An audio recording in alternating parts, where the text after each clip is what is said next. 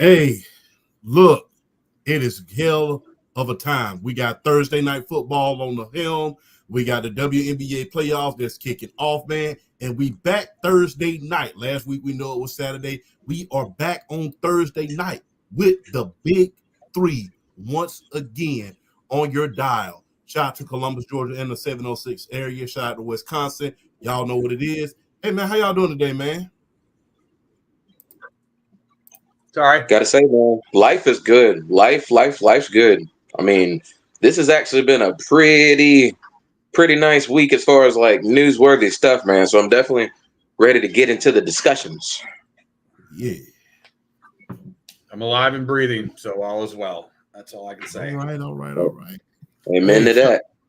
Hey, amen to that. Can't be mad about that. In the great words of John Gotti, every day above ground is a hell of a day.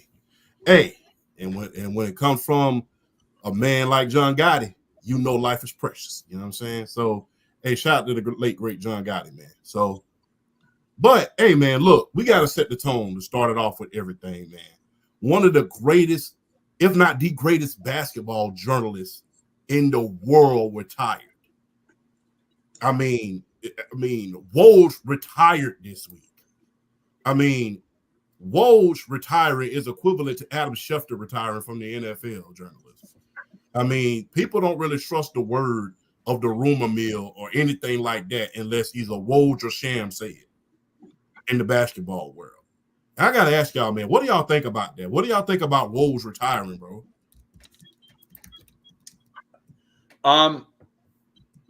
Woj was one of the very few sports journalists that almost transcended just the sport.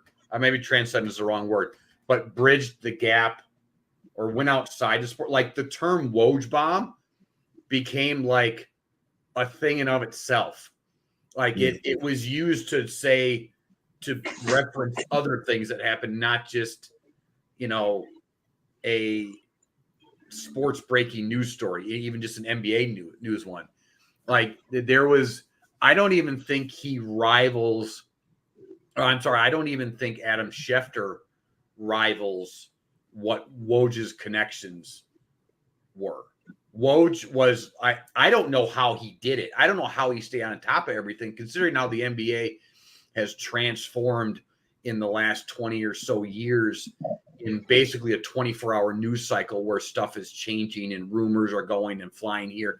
And just a tweet alone from him would either confirm or squash a rumor immediately. Yeah. So, and in the day and age too of athletes having their own ability to spread their own news themselves. And he still was ahead of the game. So,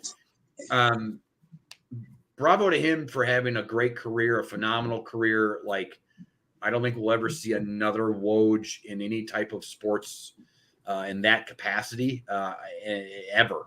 I don't think, with the advent of social media and everything like that, I don't think we'll see another Woj ever.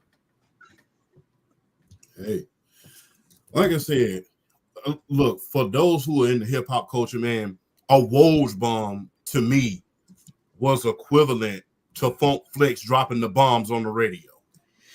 That was equivalent to. When you heard bombs being dropped on the radio for Funk Flex, those of you, who live in New York or what have you, that was equivalent. You knew a hot song was about to come out. You just knew a good song was about to come out, and you knew it was about to be great. So that's what how equivalent a Woj bomb was. And how ironic, on the way out, he ended it with a Woj bomb. Yeah, it was something special, man.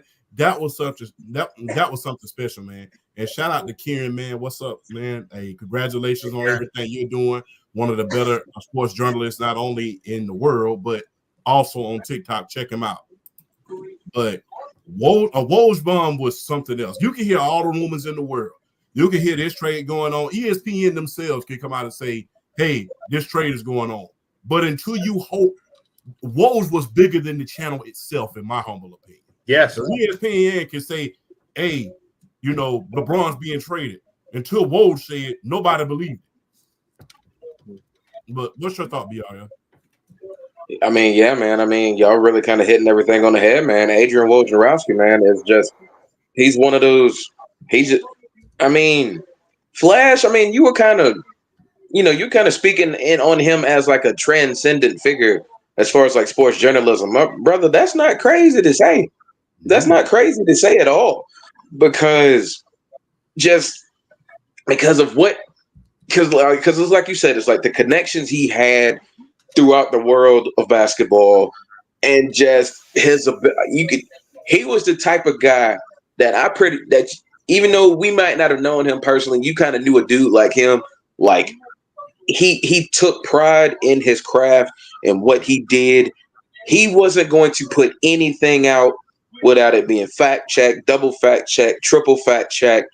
Just he took his work seriously, and he wasn't going to put out anything without validity. Like the saying, where there's smoke, there's fire. He wasn't going to put out any fire unless he knew there was some smoke that was getting ready to light it up. So me being a sports fan, but me being someone who's starting to get into this world of sports talk and creating content, we respect guys like him and we admire guys like him because they took it serious and they didn't want to put anything out there without it being fact checked. And we respect him for that. I mean, some of the biggest trades and stuff that's happened over the last, gosh, I don't know how long. We weren't going to believe it until Woj put it out there. Whether it was, whether it was Kawhi George going to the Clippers and then telling the Clippers, get Paul George or I'm not going. Or whether it's LeBron or whether it was like, LeBron James going to LA, or whether it was, heck, I mean, champ, you'll understand where I'm coming from. DeJounte Murray coming to Atlanta, being a Hawks fan. Huge. That was huge. That was huge. That was like you're being a Hawks fan, you're not thinking that we can land someone at an all-star level like a DeJounte Murray. And then when it happened, I almost literally did cartwheels because I'm thinking like, oh man, Trae Young finally got a guy that can score with him. Did it work in the end? No. But still, you're not thinking that at the time. As a fan, you're excited. When your hometown does something big and Woj put it out there, you get excited. So I really think that's what made him such a he's a transcendent figure to me in the world of sports journalism, because everybody respected him from every sport. It wasn't just basketball. You knew the football journalists had love for him. You knew the baseball journalists had love for him, because that's just who he was and that's just who he represented and what he stood on. So hearing that he retired, I really hope that ESPN and all the NBA shows, they really, remind y'all of who Woj was and put respect on and continue to have people put respect on him and do some specials for him and really just appreciate all the work that he's done. So let me tell you something. I feel like a guy like Sham is going to do a hell of a job, maybe kind of stepping in, being that kind of new number one guy. But let me tell you something. Trying to fill Woj's shoes, those are some big shoes to fill. Yeah, ESPN, the sole reason they hired Woj was because Woj was making them look like making their credibility go down the crapper. Like they had to. Him and Schefter. I mean, that's the reason why they got Schefter from NFL Network was because, and then Woj from Yahoo was they just said, like, we can't keep doing it. We're the sports network and we're not getting any of the scoops. So and then at the time too, when ESPN brought Schefter in, it wasn't anybody from. I mean, I know you had Chris Mortensen and everything, I loved Chris Mortensen, and everything. But there was also John Clayton. John Clayton. They had him at ESPN, but the guy from Fox, Glazer, he was out scooping them too. So it was him and Schefter, and they were out scooping ESPN all the time. But Woj blew all of them, and he brought himself from the ground up. Like I said, his connections in the NBA world were second to none. Facts. Yeah. Hey, let's hope that we can even make it to half of Woj's level, because man, Let's hope we can make it to a 10th of what he got through. Hell, I take a 20th. 1/20th. Yeah. Hey, if I break one damn story, that will be the story of my career. I'm just gonna be very honest. I don't think the basketball world, at least for the next 2 to 3 years, are gonna be the same without the Woj bomb. I like Shams, but it's not gonna be the same without the Woj bomb. It's just like, because that was the first thing you look for at the beginning of the season. Woj. Like I said, and I hate to keep repeating myself, but if Woj didn't say it, I really give a damn about what ESPN had to say. Yeah, ESPN could put in big bold letters, Ramon signed with the LA Lakers, and that's my team. I did not say. I went straight to Woj's page. I said, "Is it on Woj?" No, it ain't happened yet. And I was just sitting there, and then it finally confirmed by Woj. Okay, that's when it happened. So he was bigger than the network. I mean, he was bigger than that network. I mean, when you have a Woj bomb, it was special. I mean, we will never see. Like I said, he's equivalent to the NBA, to what Adam Schefter and Ian Rappaport are to the NFL. It's like Shams and Woj for the NBA, Schefter and Rappaport for the NFL, and nobody else comes close. Yeah. So yeah, I agree. Let's get to basketball real quick, man, because we have to talk about one very damn accomplished basketball player in A'ja Wilson. Now, before we get into that topic, I got to read off some stats right now, because, I mean, this is how unbelievable this season was. Because not only was she number one in points, she was number one in points, and she was the first WNBA player to score 1,000 points. She was first in points per game, first in field goals made, first in win shares, first in offensive rating, first in offensive win shares, first in offensive player efficiency, then first in blocks, first in rebounds, first in defensive win share, and third in steals. Good God.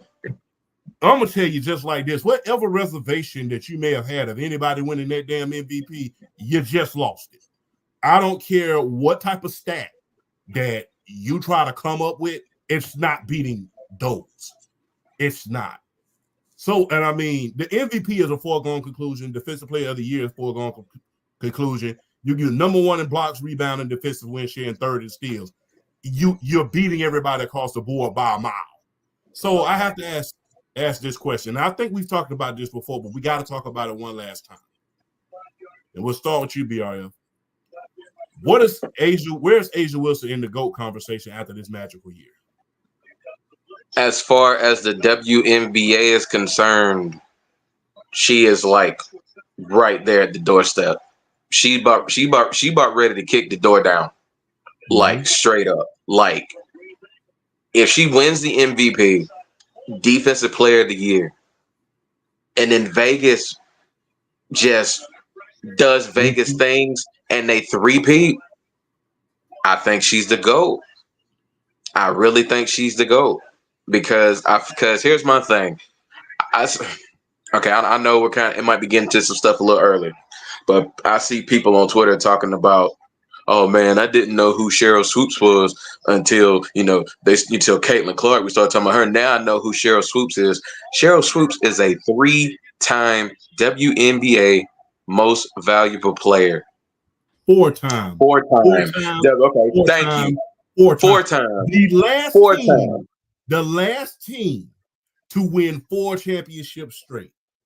And look, I hate to switch gears on this, but this is why I posted the video I did on TikTok.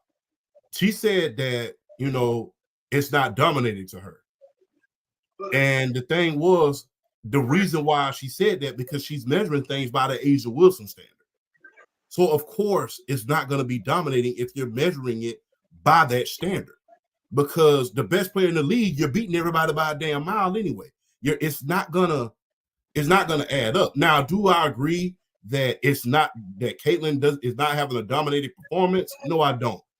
But the thing is, she's measuring it by the best player in the WNBA, which is unfair, but I digress. She's measuring it by the A'ja Wilson standard. So, hey, If you're measuring it by that standard, I could pretty much get it at a certain point. But to say it's not dominant, that's a whole nother conversation for another day. It is, and I don't agree, and I don't agree with Cheryl either. But I just kind of, I just want to put it in context as far as like, I want to put this in context of like some of the greatest WNBA players that have stepped foot on the court. Like we've seen, like, you know, the Lisa Leslies of the world, the Cheryl Swoops of the world, the Candace Parkers of the world, Elena Deladons of the world, Diana Taurasi's, like just some of these talents that have gone over a good period of time, you know, being in conversations for being the best player in the WNBA.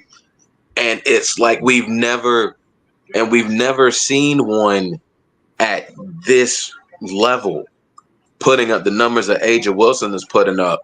Because my thing is, I honest to God feel like most years Caitlin Clark could have snuck this WNBA MVP out. Not this year though. Not this year. I felt like Aja Wilson locked that bad boy up after the first month of the season. But I think what kind of prolonged it was the Vegas Aces not playing up to par as a defending two-time champions. But when when things were kind of starting to heat up a little bit, and people were trying to when people were trying to say, Caitlin Clark got a shot at this, I stay firm.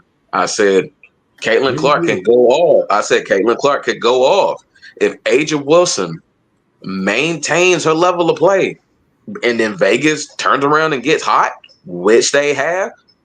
We're not going to have that discussion anymore, and that's exactly what's happened.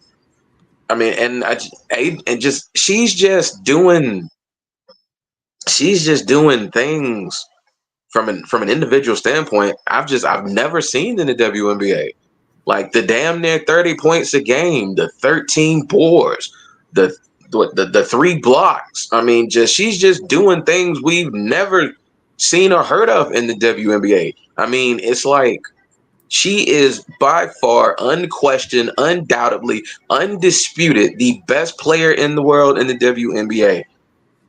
And I feel like she should be the unanimous MVP. I mean, she should be. I feel like nobody else should get a first place vote. Aja Wilson should get them all.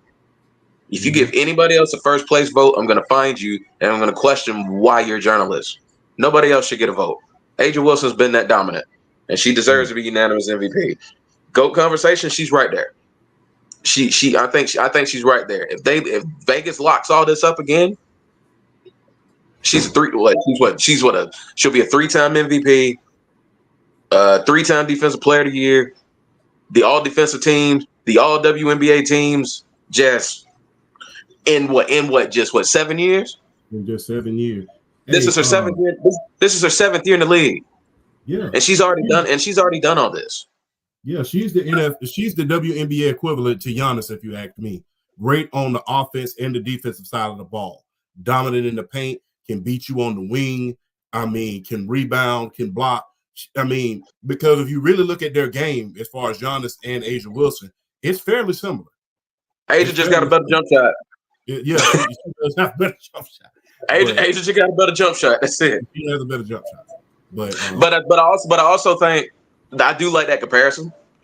But the gap between Aja and the next best player is so much wider than in the WNBA. If you take whoever their best player is, which right now I feel is Jokic, and the second best player, the gap is so much wider between Aja Wilson and the next player compared to Jokic and the second best player in the NBA.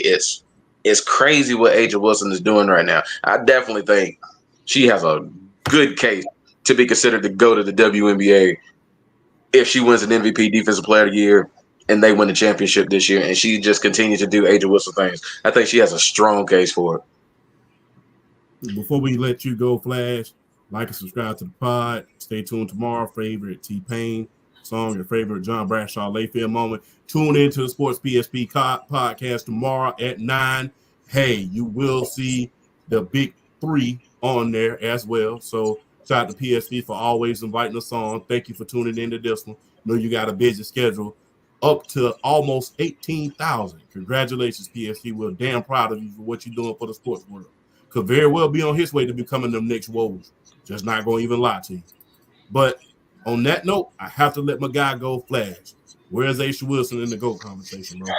Well, I personally am not as well versed as you guys in the WNBA history to comment really or have a good opinion on whether she's the GOAT or not. So I don't like to speak on stuff that I don't have knowledge of. So I'm not going to say anything about that. But as for the MVP race this year, the only reason why to me it was at all a discussion is if, and like when I brought up the idea is if the Fever had beaten them back to back, and Caitlin Clark had outplayed her, and bringing a 1-8 Fever back to basically getting close to their record. That didn't happen. So obviously, I think I love the fact that Asia Wilson basically. I kind of get now. Maybe I'm just reading into this. Heard the rumblings of, oh, you guys think that she's the MVP? Oh, really? And then she just squashed that. That's a good way of putting it. Yeah, she's just like, oh, you think that? No, yeah? You're not going to think that much longer. So bravo to her, and on a phenomenal season, and getting and she will be the MVP. As for the GOAT, I'm sure she's in that discussion, considering how much I hear you do gloat about her, and a lot of other people gloat about her. So I'm not. I wouldn't be shocked if she was in. Now, once I get more into the NBA or the WNBA and the history, I'll have more of an opinion on that. But yeah, I absolutely, she is killing it this year. All right, I have to pose this question to you then, Flash, because me and you, we ain't new to the WNBA. We true to the WNBA. We've been watching ever since. There was 3 people in the arena, and that's no disrespect to the WNBA, but hey, where they came from versus where they are now is a hell of a comparison, because I remember it wasn't that many people in the stands and not even in the finals at a certain point. So I got to ask you this question. Is she better than Double S, Cheryl Swoops, and Diana Taurasi? Yeah. Yeah? Yeah. Okay. Yeah. Because here's my thing. Asia Wilson's the first WNBA player, honestly, we've seen to dominate this long a stretch with the numbers that she's putting up. Like back in early WNBA, if you're putting up like 15, 5 and 5, you're in conversation of being the best player in the league, and you're doing it on a consistent basis. Asia Wilson's practically doing it with 28 and 13 with blocks and steals and assists to go with it. Like an NBA player stat, like an elite NBA player stat line. Like we've never seen a WNBA player put up these types of numbers for this long a stretch, like this consistent. So I feel like from an all-time standpoint, I think she already has Taurasi. I think she already has Swoops. And I feel like this is how I feel. I think the only person that there's a conversation with, if you want to look at how good they were, it's probably Candace Parker. Okay. Yeah, she won the rookie. She won the rookie of the year and the MVP in the same year. I remember that. I'll never forget that back in 2008. That was exactly. And I'll throw this out there real quick. And people were talking about how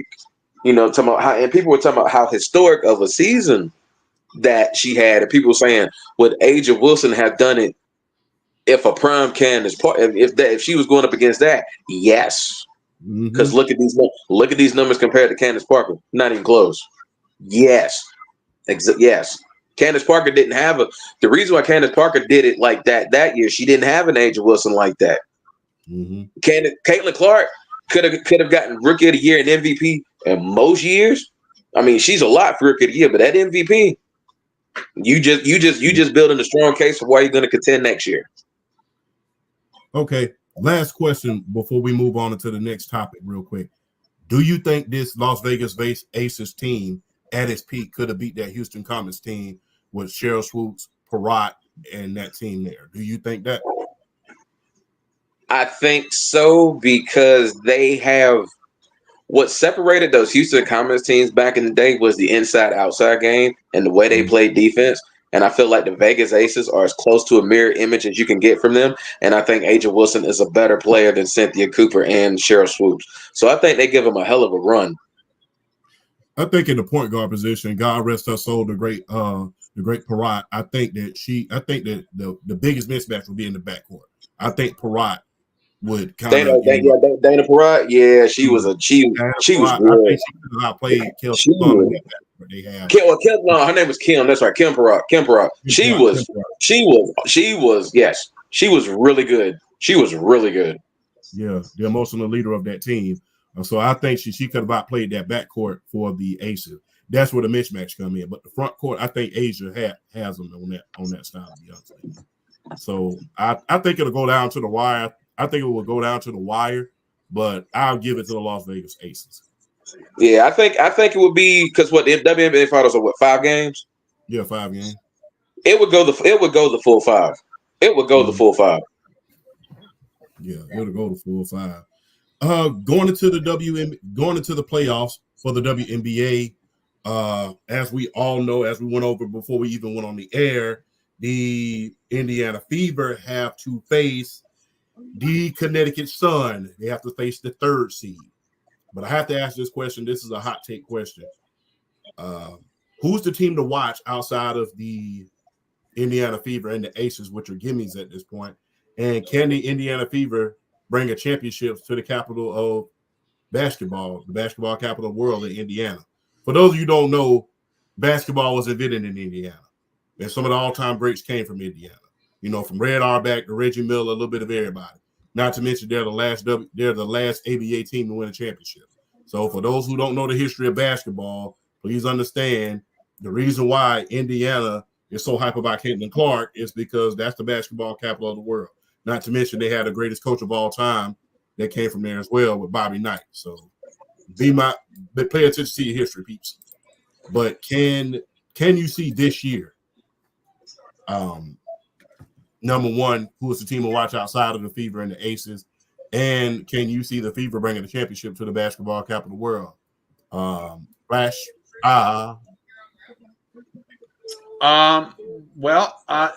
now, I don't think the Fever are quite ready yet. They would have to get incredibly hot to win a title right now. Like they'd have to play where like that level of play. I think they're capable of it, but I don't think quite yet. It's the way that the Aces have kind of turned it around, and the Lynx and Liberty and Sun have just they've kind of rode into the playoffs and they're doing better. So I think that I don't think that they're quite there yet. But when it comes to who's to look for, I want to see if the Liberty can finish what they started. Like they've been basically the number 1 seed the whole year, from what my understanding. Can they finish it? So basically, here's the other thing. Like, are they going to be able to take out either the Fever or the reigning MVP? So that's my team. That like, can you finish it? Can you finish what you started? Can you go all the way through? Yeah, because they wasn't able to do it last year, unfortunately. And It seems like I said, now I come back to you, BRF. It seems like throughout WNBA history, the New York Liberty have always been the bridesmaid and never the bride. Agreed. Going back to you going back to those teams go back to those early WNBA teams with Teresa Weatherspoon. Oh, most definitely. They've always been like that. Agreed. It seems like they're always the bridesmaid and never the bride, and it just seems like there's somebody out there that's just a little bit bigger, a little bit better, and a little bit better than they are. Now they be having some hell of a teams, but it's just like based on their history, they don't give you a lot of faith. But what says you? If they're ever going to do it, this would be their year, because wire to wire, they've been the most consistent team in the WNBA. And I mean, come on, can we shout out Breonna Stewart and Sabrina Ionescu Those girls are amazing, and y'all know, and you know me. Y'all know I've been singing the praises of Sabrina Ionescu going back to that 3-point contest with Steph Curry when she almost beat him from the men's line. Yeah. That's how good she is. I mean, the team to watch has to be the New York Liberty outside of the Fever and the Aces, just because they're the #1 seed, and I feel like they are the team. If the Vegas Aces were to get hot, the New York Liberty, I feel like, are the only team that can go blow for blow with a hot Vegas team in the WNBA, like with the WNBA finals on the line. Or okay, ultimately they would play in the second. They would play in the second round. Yeah, they play in the second round. If Vegas wins their matchup and New York wins their matchup, which I think they're both going to do. New York Liberty, I think, are the only team in the WNBA that can go blow for blow with Vegas. And and just just as far as like their matchups, whether front court, back court, just everything that the New York Liberty bring to the table, I think they're the only team that can go blow for blow with Vegas. Now, as far as the second part of that question, the Fever would have to get ungodly hot, and and for me, their X factor for me, I've said her name once, and I'm going to say her name again. Their X factor is Kelsey Mitchell. Their X factor is Kelsey Mitchell. You know what Caitlin Clark's going to bring to the table. You know what Aaliyah Paulson's going to bring to the table. What Kelsey Mitchell does is take the burden and pressure off of those two because of her ability to shoot the rock. If she gets hot to where you're not focusing on just Caitlin Clark and Aaliyah Boston, the Indiana Fever will shock at least one team. And you're looking at the Connecticut Sun. And I'm telling y'all this: do not let Kelsey Mitchell get hot. If you do, Indiana will beat you because their inside-outside game is good enough to beat a lot of teams in the WNBA. Do not let Kelsey Mitchell get hot.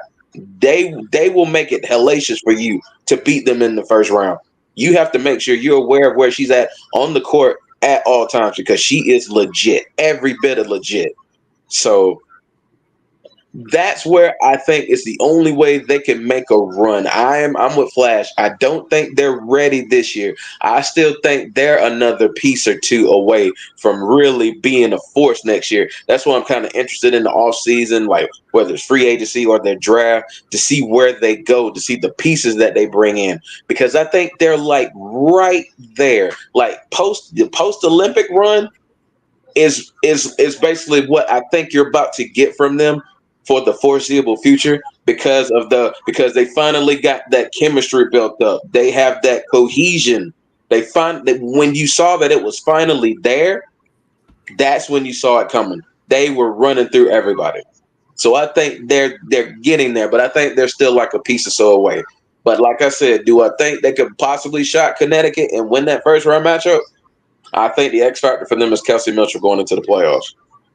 Yes, indeed. If you really want me to be honest, that backcourt between Kelsey Mitchell and Caitlin Clark has the potential to be like the Rolls Royce backcourt was with the New York Knicks back in the 70s. Remember when they had what's the guy's name? They had Walt Frazier and Earl Pearl Monroe in the same Frazier Monroe, yeah. It looks just like that. It is just like, and that passing is something serious, man. It's just like, damn, like we've seen it before on the men's side of basketball, but seeing Caitlin Clark and how she's doing that, and I mean, it's not just one of those textbooks bounce passes that you normally see. It's flashy yet good. Like, damn, okay, we see you. So look kind of like Luka a little bit, but I digress.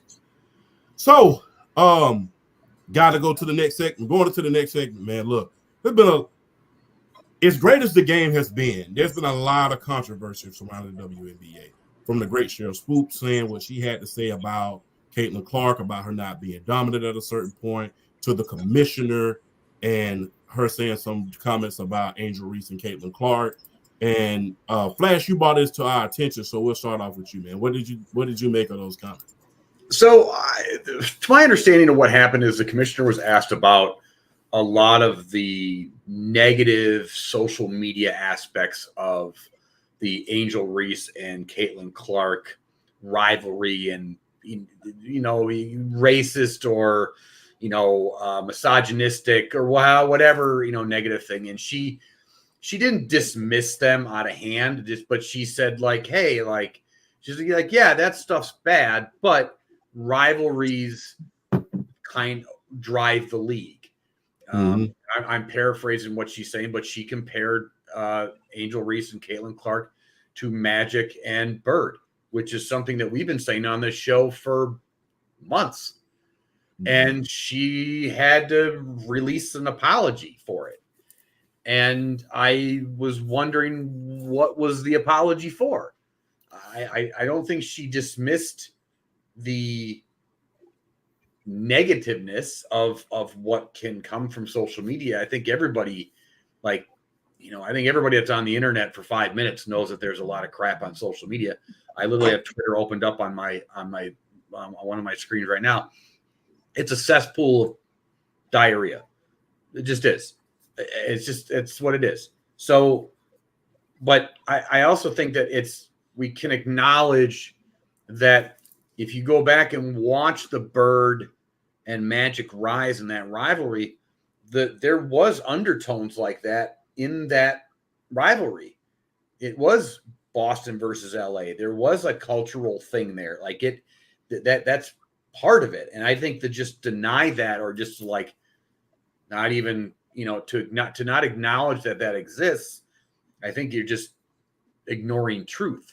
So I think this goes into an overall thing that I think we're in this age of society that we're still in this, you need to apologize for acknowledging truth. And I just completely disagreed with that.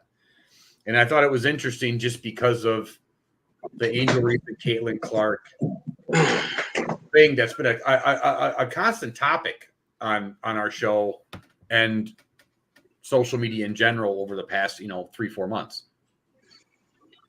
To be honest with you, I will say this. Number one, I really think that if she was to have came out and just said that, hey, a lot of the undertones are not acceptable, but let me rephrase this because I want to say this the right way.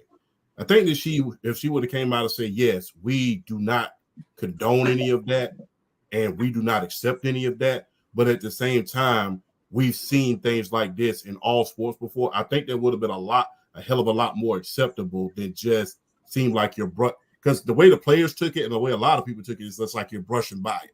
Yes, there was a lot of undertones in it back when the Bird and Magic era, but you got to understand when the Bird and Magic era happened. This was in the 80s. We weren't too far from a lot of things just not being done. And guess what? I mean, not to get political, a lot of things, they both came in the league in 1979. 10 years before that, something very tragic happened. And we won't get into that on the show. You don't know what it is, look it up. So, I mean, there was a lot of undertone. Plus, during that time, I would say a lot of what the NBA was going through, and I like I said, let's just go ahead and put it out there. This is a sports show. A lot of what the NBA was going through is an issue of were there too many black players on the team? Yeah, it's already documented on there on several documentaries. They call the New York Knickerbockers the New York N-word Bockers. Yeah, it's been documented. So the thing is, there's been, and one thing that I don't like is they act like a lot of cats that just start watching the WNBA. They act like a lot of white players are not in the WNBA at this point, and they haven't been dominated. Sabrina was just last year playing with Steph Curry. There's a reason for this. Asia Wilson, a lot of guys, like I said, to those of us who follow sports, we just didn't start talking about these players. Like we knew Asia Wilson since she first got in the league when she was playing for Coach Staley. We knew that. So the thing is, what plagues the game is a lot of these new WNBA fans who don't know the history of the game, who don't know the foundations that was laid, who don't know the Houston Comets who folded, who don't know Diana Perrott, who don't know all of these players. There's a hell of a lot of white players in the WNBA right now who are shining. One just won the MVP last year. So that's where I think that the players were saying that it doesn't have a place there, because guess what? a lot of people are using Caitlyn to push political agenda. And as you saw, the minute that she liked a certain picture, which we won't say on the air, that's when she got a lot of hate coming. So that's where a lot of the apologies had to come in, because it's like, okay, you're pushing this agenda, but not recognizing, guess what? There's a lot of other white players who was in this league. One just won the MVP last year. When you look at Sabrina Rescue and that damn New York team, guess what? Hey, there's a plethora of white players on there that I'm just gonna say it. Look, I'm gonna put it in street terms, Columbus, Georgia style. There's some players in the WNBA, white players that was busting ass long before Caitlin Clark came into the league. So to see these new fans come in and act like that's the only person that's in here busting ass is kind of stupid. That's where I think that the players wanted the apologies issued from. Because guess what? You can't use somebody to push political agendas because you are sitting around here saying little undertones about stuff. Then the minute that something is separate, then the minute when something happens that you disagree, like the young lady didn't do anything. And I'm going to speak for Caitlin Clark at this point. She didn't do anything but like a damn picture. And all of a sudden you start seeing the comments. Wait, what picture did she like? She liked it was with the vice president. Mm-hmm. That's the only thing she did. Wait, and then you start seeing her hate comments. It was a picture of the vice president? Yeah, the vice president and Taylor Swift. Okay. It was basically Taylor Swift endorsing Kamala Harris, and Caitlin Clark liked the picture, and a lot of fans just turned on Caitlin Clark because of that. Just that I think that's my issue. Well, what I want to hear, I know you've been itching to say about this and stuff since last yes, year. Sir. I want to give him, if you don't mind, Chan, I want to give him he's been itching for this for a week before I chime back in. I don't want to. You have the floor, BRF. Yes, I want to chime on this because that pissed me off. That seriously pissed me off. And the reason why is because this has happened before in sports. And I want y'all to look at me talking about this.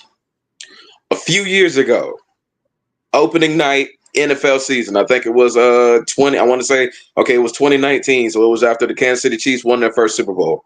Won the first Super Bowl with Patrick Mahomes or whatever. 2020 season. The Houston Texans came into Kansas City to play the Kansas City Chiefs. And everybody was already all riled up about Kaepernick and all that other stuff. So what the Houston Texans and the Kansas City Chiefs decided to do, we're not going to take a knee. We're not going to do all that. We're going to interlock. We're going to lock arms. We're going to show unity and solidarity, but we're just going to lock arms. You know, a lot of those people in that stadium still booed. That told me right there everything I needed to know, because I felt like then it was never about the national anthem. It was never about the national anthem. Because the fact that you still booed them under an act of unity and solidarity told me everything I needed to know. Now, going back to this situation with Caitlin Clark and Angel Reese, I just had a sneaky suspicion that eventually the real card was going to be shown, and everybody and a lot of those fans were going to be exposed. Look, it's one thing to like Caitlin Clark for how good she's been really since post Olympics. She's been amazing since post Olympics. If you want to celebrate her and like her for how good she is, that's cool with me. And I know there's undertones. I know you're going to have your toxic fans. I get that. But the simple fact that you are turning on her just because she liked a simple picture, because you can't use her from a standpoint that you wanted to use her, and you can read through the lines as far as what I'm saying, it's a damn shame. And it's getting annoying and irritating. It's like people want to say certain things don't exist, but then you promote and show different actions to show that this still exists in this country. And I'm sick, and I'm getting sick of it. I'm sick of it. It's like, what do we need to do as a people to show you it exists, and B, What is it going to take to get people together to start having these conversations? Because I don't care what anybody says. Morgan Freeman said, "Oh, to stop racism, we have to stop talking about it." No, because then you're just going to give people an excuse to do it whenever they want to and not face consequences for it, and not have to be shown about it for their actions. We need to have these conversations in order to get to a middle ground, to get to a point where we can solve some of these issues. And they're not going to be solved until people really start talking about this. And this ain't about blaming somebody for being one thing. This ain't about blaming a certain group of people because they're a certain type of way. No, if you want to fix this, we have to talk about this. And stuff like that. It's the fact that people can turn on Caitlin Clark for liking a simple picture. A simple picture. It's telling to me, and honestly, I felt like it was coming. I felt like it was coming. I felt like, I'm not saying Caitlin Clark doesn't have fans, because I know Caitlin Clark has a ton of fans, and she deserves her fans because she is a hell of a basketball player. But I just knew, with her being who she was, a lot of people simply just liked her because they didn't like Angel Reese. And it finally showed when she liked that picture. And it was mainly her just talking about she wanted to use her platform to encourage youth to vote. She didn't necessarily put out there who she was going for, who she was voting for, whatnot. It was encouraging to the youth to get out there and vote. And the fact that there's a section of people that didn't even want to hear that tells me everything I need to know about a certain demographic in this country. And it's a damn shame. And we, as real people who want to see change and who want to see better, we need to fix it now before it gets out of hand again. It's ridiculous. It's dumb. And I'm sorry, that really, it shouldn't have got me as upset as it did, but it ticked me off from the standpoint that I've seen it before, and it's like it's reared its head again, and it just bothered me. It really bothered me. And until we can sit down and have true conversations and understand what we as people need to do to not only listen to each other, but help each other during these times, nothing's going to get better. I got to say this. This is one thing, and I think I put a video about this last week. Well, earlier this week. What I cannot stand is class policemen. I used to hate that. Because the thing is, and let's just go ahead and get into it. We're already on this subject already. Let's say prime example, when Shedeur Sanders didn't shake the hand of the opposing quarterback, when, you know, the guy was talking crap about him on Instagram and on TV all week long. Colorado, for the first time, to their credit, stayed relatively silent. And he confronted the guy about it. He said, same thing that you was talking about on Instagram, we came in and handled our business. He said, you can't fuck with me. And guess what? I ain't got no problem with you not shaking his hand. Let's stop being class policemen. I always say this. I said this earlier this week. When the guy we want to win wins, we celebrate and we talk crap, even if it's on their behalf. But when the guy we want to win loses, all of a sudden, we as fans become class policemen all of a sudden. Let's show some class. You didn't show any class. You can take that class and stick it up where the sun don't shine, because guess what? When this guy was talking crap that you wanted to win, you didn't want them to have no class. And like I said, you see some of the same undertones that you did with Angel Reese doing that national championship game that you see with Shedeur Sanders. Granted, I'm just going to be very, very honest. Shedeur's a lot more louder than Angel Reese was because of who his dad is or who the family is, but I digress.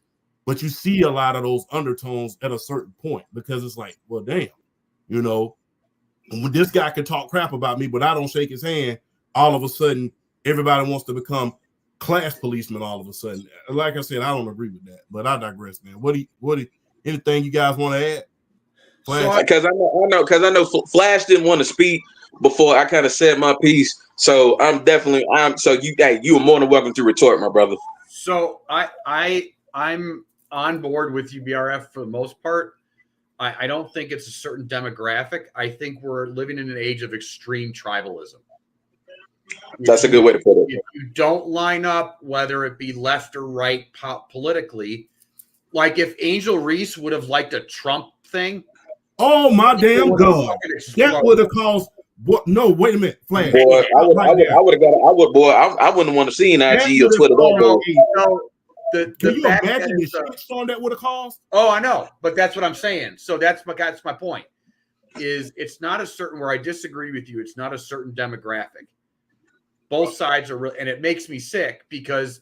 And look, I'm a moderate that leans right, and I catch it from both sides of a lot of my friends because I have opinions that don't line up with some of my conservative friends, and they look at me and they go, "Wait a minute, I thought you were on our team," and I'm like, I'm on my own team.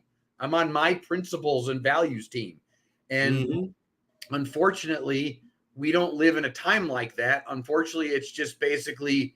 You're this or you're that, and you can't have any kind of nuanced opinion on anything. And if you go outside, and unfortunately, race plays a factor in that. And I don't like that, but it does. And I think where I look at the Morgan Freeman quote when he says, "How do we get rid of waste? Do we stop talking about it?" To me, I take that as all these loud piece of shit people on both sides that keep that conversation alive. I think that's the thing that he's saying we need to stop talking about and ignoring, because the vast majority of Americans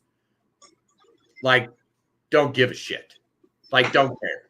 They don't care, and they're not at this petty. It's just the loud minorities, and I don't mean that as in a minority as in a race way. I mean it's the loud minority in a small group. It's the loudmouths in either side that are just keeping that conversation constantly going. And that's where I think Morgan Freeman's saying we should not acknowledge it or not talk about it. I think when an issue arises, we definitely should talk about it. But I think that's what he was saying. BRF, you want to say something, go ahead. I do, because I get what you, and I get what you're saying. And I totally feel where you're coming from. Morgan Freeman being a Southern black man, regardless of how he meant it, has to know at the end of the day, we get what you're saying, but you're still, I don't know. I'm living in the South, living in Georgia has been the epicenter, the heart of most big events, civil rights related back in the 60s. The only thing, and even with that incident in 68 that we don't need to talk about, even though it happened in Tennessee, that man's born and bred in Atlanta, Georgia. So it's I guess for me, and Champ can attest to this too, is different with us being in Georgia because the history runs through Georgia.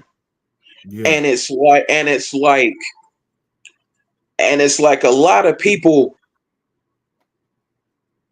it's like they want to be ignorant to the fact and they don't want to acknowledge it.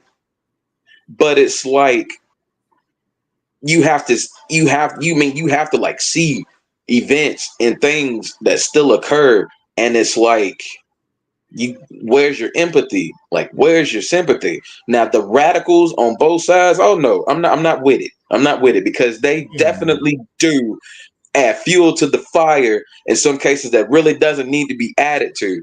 But what I'm speaking from is just the idea of just the best, even though if that's how he was saying it, that's one thing. But I am still of the idea to really tackle it.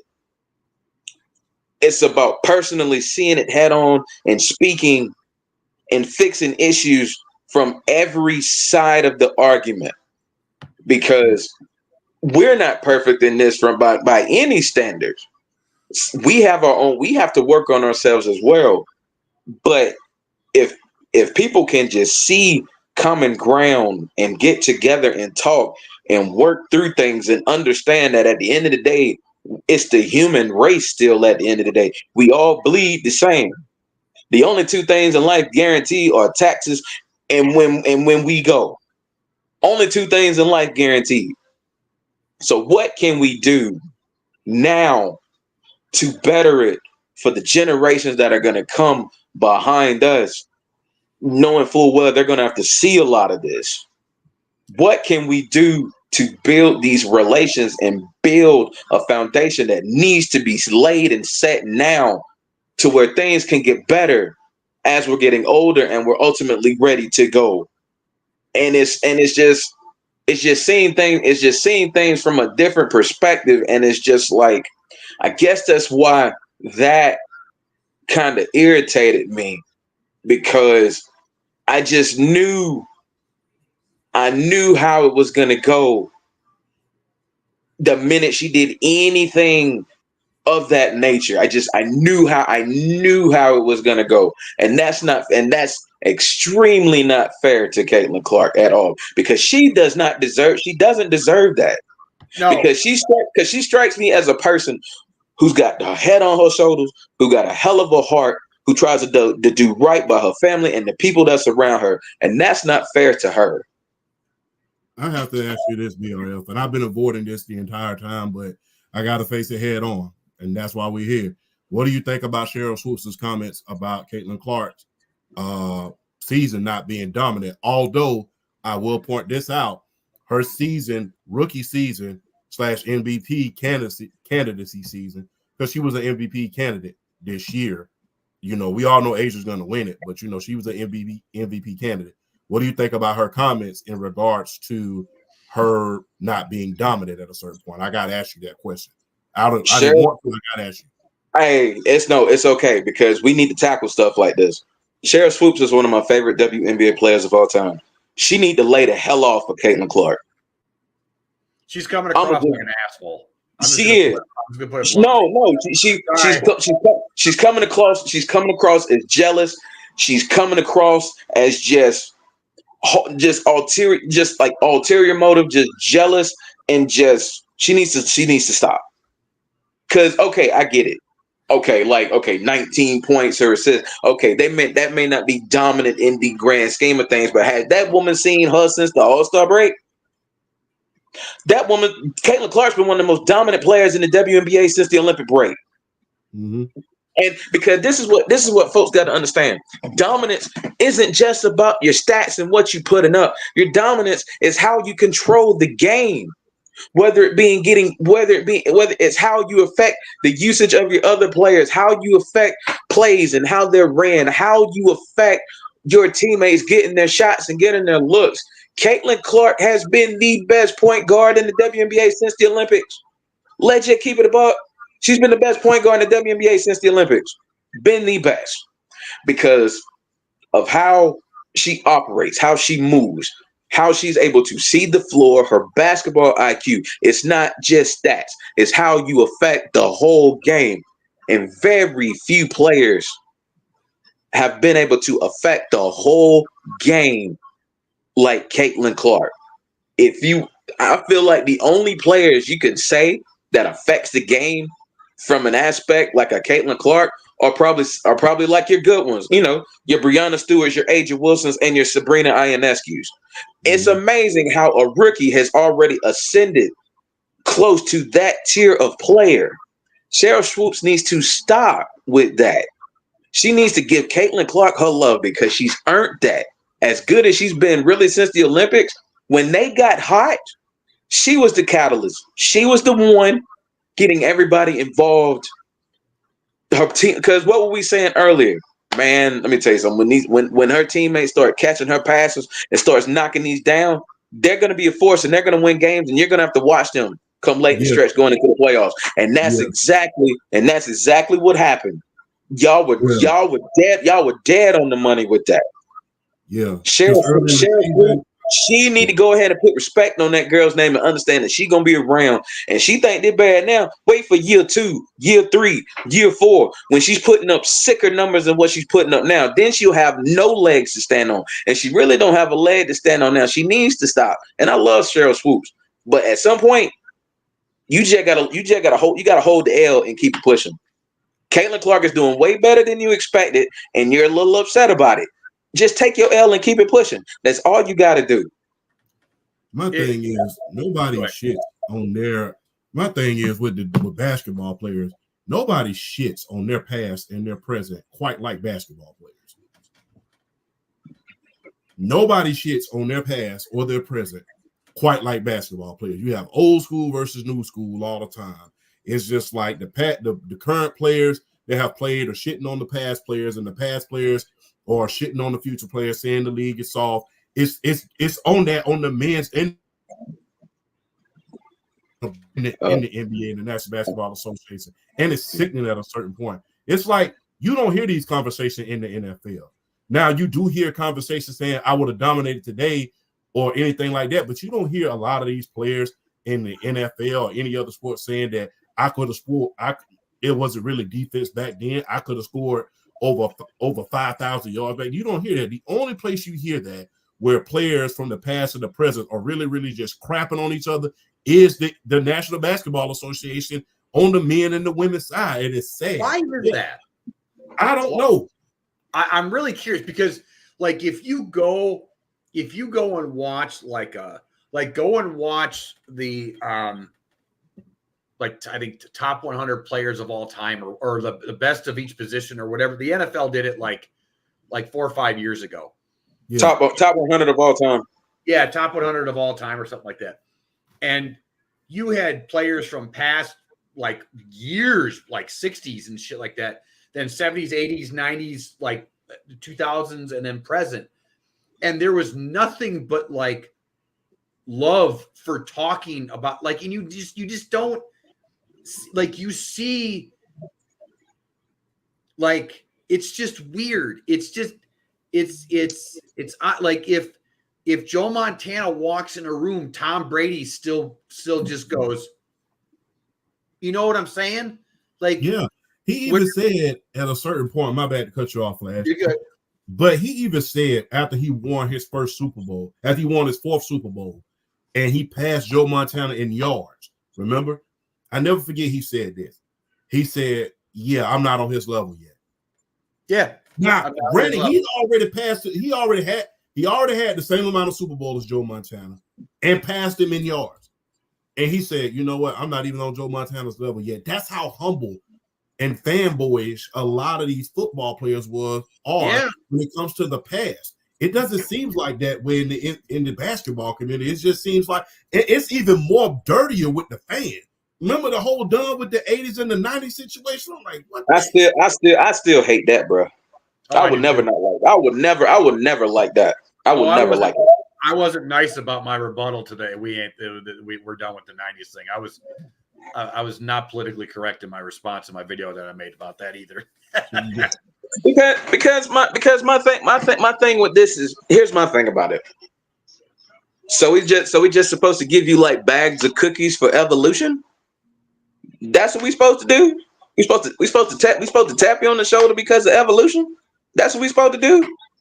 I mean, it's like we know a lot of the NBA is probably more skilled now than it's ever been. It's called evolution. You know what I'm saying? This is what is supposed to happen. Like the players from the past, they laid the groundwork, they laid the foundation. As the game evolves and players are getting more athletic and more skilled, you're supposed to take it to the next level. This is what you're supposed to do. Yeah. But y'all gotta quit crapping on those players that did it in the past, because if it wasn't for them making the game, from Magic, from the 60s Celtics, and then the Magic Bird rivalry, and then those Knicks in the 70s or whatnot, and then the Magic Bird rivalry, and then ultimately turning into Jordan and what he did as far as the globalization of the game. It's all in steps, but it's still evolution. At the end of the day, it's still evolution. Of course, evolution has led us to where we are today, but that's evolution. I mean, y'all want to be just handed the world because of the game evolving? Like, this is honestly what's supposed to happen. But don't just crap on those that came before you. And the same thing with old players. They are evolving from y'all. They are more skilled than you were. Let's just say what it is. They are more skilled. but quit with the. But just because defense ain't played like it was then, things are more driven toward the offensive side of the ball. That don't mean they're soft. That's just all of like the marketing and what marketing and what they want the NBA to be, what they're trying to focus on as far as wanting to be a more offensive league. I mean, it's just how it is. That don't necessarily mean it's a soft league. It's just that it's a more offensive driven league. I mean, look at all the players that are out there today. The Devin Bookers, the Ant Edwards, the Jason Tatum's, Nikola Jokic, Joel Embiid, Giannis Antetokounmpo, like Shai Gilgeous-Alexander, like all of these offensive freaking masterminds who can go out there and get you 30 with their eyes closed. I mean, that's just evolution. Like, just respect where it was, appreciate where it's going to, without having to just talk about what you could do here, how, if you drop this person in this era, da-da-da-da. I mean, it's hypothetical. Whether they can or not, it's hypothetical. Quit talking about it. Quit using it. Because I'm at a point now where it's like, if you use hypotheticals in arguments nowadays, I don't even like debating people that use hypotheticals. Because how can you argue in hypothetical? You can't. Hey, like we say down south, and I hate to be blunt like this, you know what we say down south. If was the fifth, we'd all be drunks. And that's the mama version. That's the mama version. Now, let's get to the daddy version. If a frog had a square ass and ain't mud, he shit bricks. So that's what if we get to down south. So I'm just gonna be real. But I mean, you ain't wrong, but you ain't wrong though. Hey, I just told you the mama version and the daddy version of what happened with if. But Flash, you have any comments on the Sheriff Swoop's comments on the Caitlin Clark not being dominant at this point? I just think that the topic that we just talked about, she's part of that top that, you're coming across like a petty, I'm just gonna be blunt about it, like you're kind of coming across like a petty racist butthole. Like that's the vibe that you're giving. Now, whether she's actually that way, I'm not going to speak on what she actually feels, but she just comes across that way. It just looks bad. It looks like you're just like you don't have to like Caitlin Clark. For all I care, you don't have to like her as a person, but like at least and you can do the whole thing where you say, hey, when you come to the league, it's going to be a wake up call. Like I really had no problem with that. Like when the veterans were like, whatever. I mean, and the thing is, she said that about Caitlin Clark and Angel Reese. They weren't going to come up and immediately be dominant. She said it about both of them. Yeah, but then it this kind of evolved into a different thing with Cheryl Swoops with Caitlin Clark, and I don't know. And I part of me, like, there was one thing that there was one thing where she didn't acknowledge Caitlin Clark and something else, and even I was like, is the media taking more out of this than it needs to be? But then she just kind of keeps putting her foot in her mouth, and I'm just like, I don't. Well, with Lexi Hole, the whole thing, I'm not making excuses for anybody, but I will say this. The whole thing with the Lexi Hole situation and Kelsey Mitchell, she's their mentor. Yeah. That's how come she was quick to give them flowers the way they do. The thing was, she's there. And keep in mind, Lexi Hole, she is white. Let's just keep it all the way 100.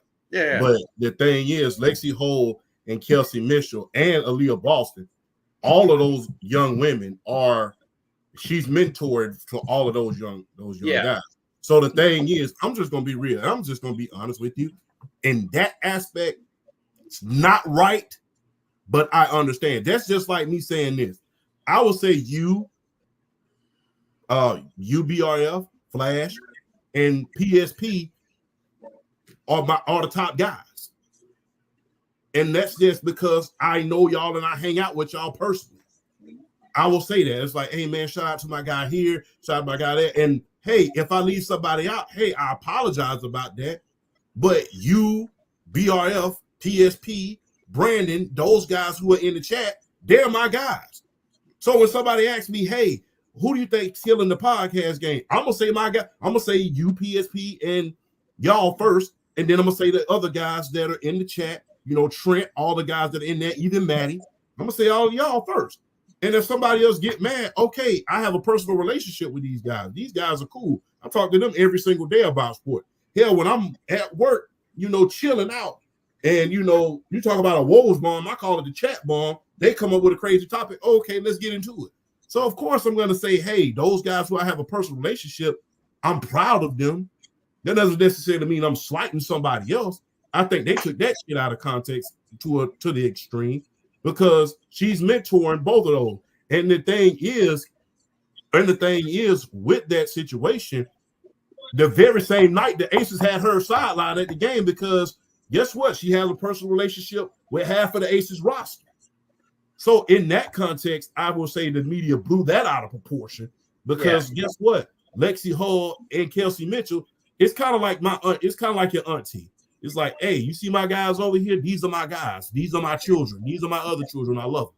But I think the media took that one. But as far as the other comments, I really think that, hey, it's time to just say, you know what? Let's just be fair and impartial. All of the other stuff can be taken away from sports. But Flash, let's go back to you. And I do think that the thing that we were talking about before, that all the noise from the extremists on either side drive this stuff a little bit more than it should be driven. So I fully expected this with the Caitlin Clark Angel Reese thing, especially once it hit mainstream and it wasn't just sports fans. Now it became a cultural thing. Because we've seen that before. But I just think Cheryl Swoops is just kind of like, it's like, and then it's weird because it's almost like she feels now that she has to put her foot in the ground now and be like, no, I'm going to be me. And then it's just, I don't know. I don't know if the media's blown it out of proportion too much. I know that's happened too. But then, she just kind of keeps putting her foot in her mouth. And I just, we kind of talked about this when the season first started, that we wish this just became about basketball, and we just wish it was about basketball. And maybe it can't be. Maybe it's not supposed to be. Maybe it should be, because the thing is, that's why it captures our imagination, because of basketball. My thing is, basketball has always been about preference. It's about preference. Yeah. I'm going to just be real. You might not like I said, when it comes to the Caitlin Clark and Angel Reese rivalry, I was more partial towards Angel Reese. I'm not going to even lie to you. The whole, because I watch, number one, I'm an SEC fan. And I'm going to cheer for the SEC regardless. Where's Angel Reese from? The SEC. So guess what? Guess who I'm watching every Saturday? I'm watching Angel Reese. And especially when she was up, especially when Flage came to the team, that was a whole nother episode then. You got Angel Reese and Flage, two of the flashiest players in college basketball, and they're going after another national championship. And who's in the way? South Carolina and the great Caitlin Clark. Yes, I wanted Angel Reese to win. Guess what? I'm an SEC fan, number one. And if I'm going to cheer for any SEC team outside of my Georgia Bulldogs, I'm not going to cheer for Alabama. Damn sure not going to cheer for South Carolina. I'm going to cheer for LSU. So guess what? Yeah, I was cheering. But the thing is, you can have a preference and recognize game. I think that's where a lot of people get it twisted at. Yes, I was cheering for Angel Reese to win that second national championship. Yes, but when Caitlin Clark came out there and said, "Oh yeah, you ain't winning shit today," guess what? I give you your prop. Just like I'm a Laker fan. I am a Laker fan. But when Boston wins, guess what? I give them that props. Now you ain't gonna see me wearing no green and white. You'll never see that. But the thing is, you'll never see me in that green jersey. But just like you'll never see me in a Crimson Tide jersey, you'll never see that. But that's the thing. When you can recognize game as a sports fan at the same time of cheering for your team, that's where the game needs to be. You can have preferences. Preferences is good. That's why we have. I just like I like Caitlin Clark's game better. I like watching that Steph Curry, or that like 2013, 2014 San Antonio Spurs type ball. Like that's the type of ball that I love to watch. You know, I that's what I like. And I never paid attention to the WNBA except for when the inaugural game, basically. And then when like Family Guy was making fun of it, like I didn't pay attention. I'll be honest.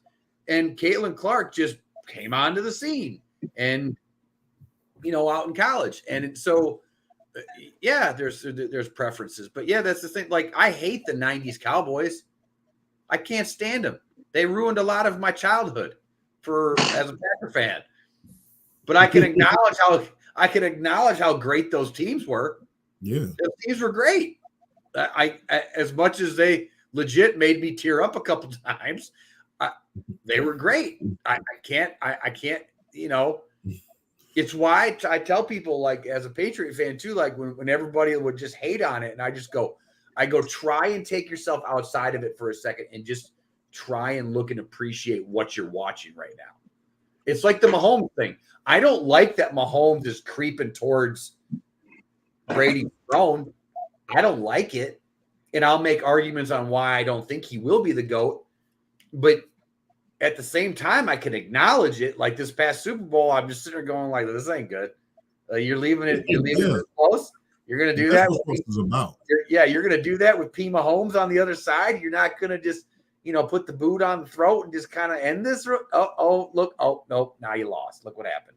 And you just acknowledge it. And I don't feel like we're doing that. And and so some people aren't doing that. And that's unfortunate. Yeah. And like I said, you can have preferences.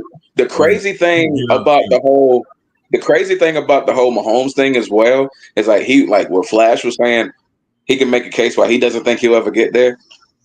I can make a case Mahomes can get there and doesn't need 7 championships. I can't make that case. I can.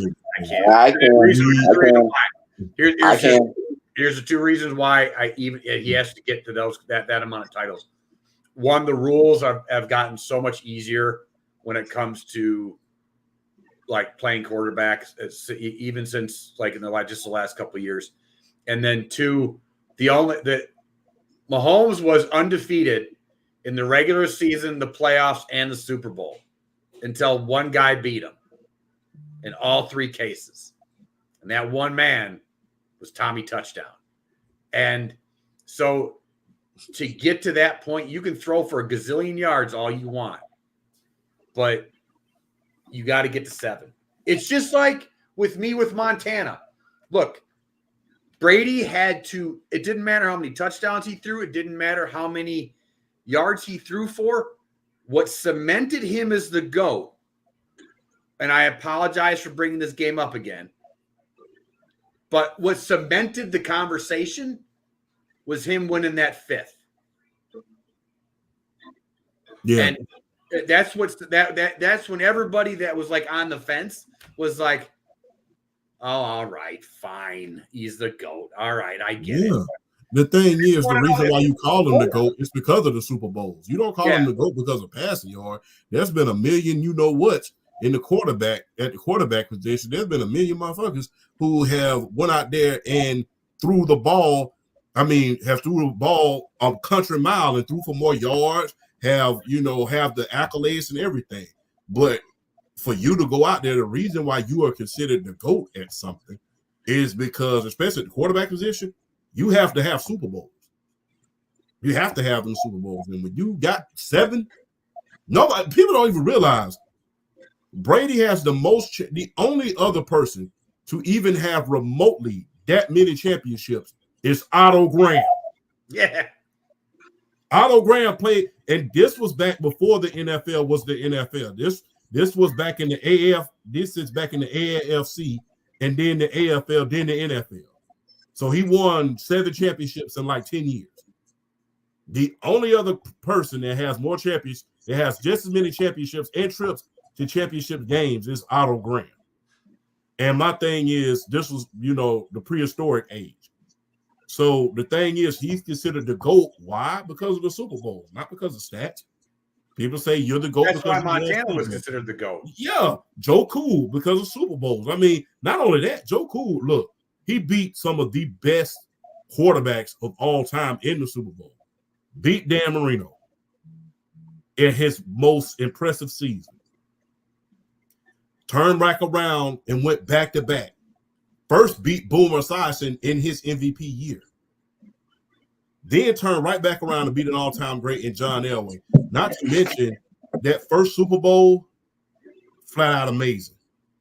Flat out amazing. Beat an NFL MVP, Kenny Anderson. So in out of 4 of his Super Bowls, in 3 of them, he beat the league MVP. That's amazing. Sorry, BRF. No, y'all ain't no, because here's the thing, y'all. But here's the thing, though. If Patrick Mahomes keeps playing at this trajectory, y'all are just talking about the stats. What if let's say he's like top 3 or top 4 in like everything, but then comes the Pro Bowls, and then he passes Brady, and then he passes Brady in MVPs as well.